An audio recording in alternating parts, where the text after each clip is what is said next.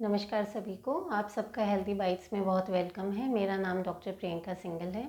जैसे आज हमारी गट हेल्थ की सीरीज़ चल रही है, तो पिछली टॉक में मैंने बात की थी कि कौन कौन से फैक्टर्स हैं जो हमारी गट हेल्थ को नेगेटिवली अफेक्ट करते हैं। तो उसमें से एक फैक्टर एंटीबायोटिक्स का यूज़ भी है। तो वो क्या, वैसे तो एंटीबायोटिक्स का काम है कि बैड बैक्टीरिया को कम करना, पर उसका ये साइड इफ़ेक्ट हो जाता है कि वो बैक्टीरिया जो हैं गुड बैक्टीरिया को भी गट में कम कर देते हैं। अब जब ये डिसबैलेंस बनता है कि गुड बैक्टीरिया भी कम हुआ, तो उससे आप देखते हैं कि एंटीबायोटिक्स के यूज़ से किसी किसी को कॉन्स्टिपेशन या डायरिया भी हो जाता है। तो इसीलिए आजकल डॉक्टर्स भी प्रिस्क्राइब करते हैं कि एंटीबायोटिक्स के साथ आप अपना खाना ठीक रखिए, दूध का इंटेक, दही का इंटेक, तो और साथ में हम टैबलेट्स भी ऐड कर देते हैं प्रीबायोटिक्स प्रोबायोटिक्स का, ताकि जो एंटीबायोटिक्स के यूज़ से जो गट फ्लोरा, गट माइक्रोबायोम जो हैम्पर हुआ, जो डैमेज हुआ, वो कवर्ड रहे, उसमें ज़्यादा डिस्टर्बेंस ना आए। पर आजकल क्या हो रहा है कि जो पेशेंट्स हैं वो ऑन दी काउंटर केमिस्ट से ही डायरेक्ट किसी न किसी फ्रेंड के या फैमिली रिलेटिव के एडवाइस से या इंटरनेट से देख के ओवर द काउंटर एंटीबायोटिक्स लेते हैं, और एक के बाद दूसरी तीसरी ऐसे वो करते रहते हैं। तो और उन्हें अननोइंगली उन्हें पता ही नहीं है कि वो अपने गट माइक्रोबायोम को कितना डैमेज कर रहे हैं। तो हमें इस चीज़ से बचना है कि non judicious use of antibiotic से बचना है। जब हमने गट फंक्शनिंग की बात की थी, तो हमने देखा था कि कैसे जो है हमारा खाना जो स्टमक में है वो स्मॉलर पीसेज में ब्रेक डाउन होता है, और स्मॉल इंटेस्टाइन में फिर वो जूसेस से उसमें सिक्रीट होते हैं, और उसमें जो मैक्सिमम न्यूट्रिएंट्स हैं वो हमारी छोटी आंत यानी स्मॉल इंटेस्टाइन से एब्जॉर्ब हो जाते हैं।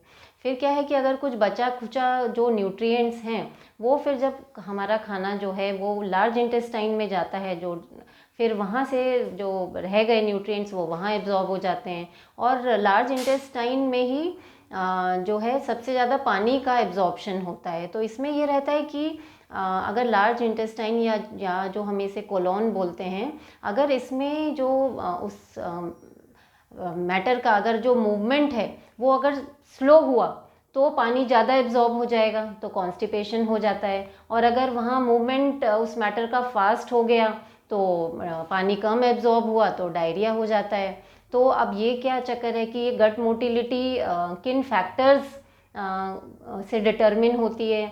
तो अब ये है कि जो गट मोटिलिटी का जो बहुत बड़ा फैक्टर है वो है गट माइक्रोबायोम, है ना, जो बैक्टीरिया, जो हमारे 100 ट्रिलियन जो माइक्रोब्स हैं वो गट मोटिलिटी को बहुत ज़्यादा मैनेज करते हैं। तो इसमें यह है कि अगर वो रेशो मेंटेन्ड है good bacteria like bad bacteria का, तो हमारी गट मोटिलिटी मेंटेन्ड रहती है।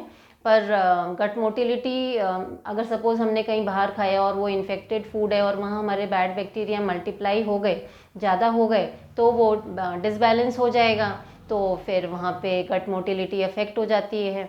और इसमें आप देखते भी हैं कि कई बार जब हम बाहर खा के आते हैं इन्फेक्टेड फूड, तो हमें वॉमिटिंग भी हो जाती है, लूज मोशंस भी हो जाते हैं। वॉमिटिंग इस तरह से होती है कि गट मोटिलिटी खाने को पीछे धक्का मारती है, और लूज मोशंस इसलिए कि गट मोटिलिटी ज़्यादा हाइपर एक्टिव हो जाती है और खाने को ज़्यादा आगे धक्का मारती है।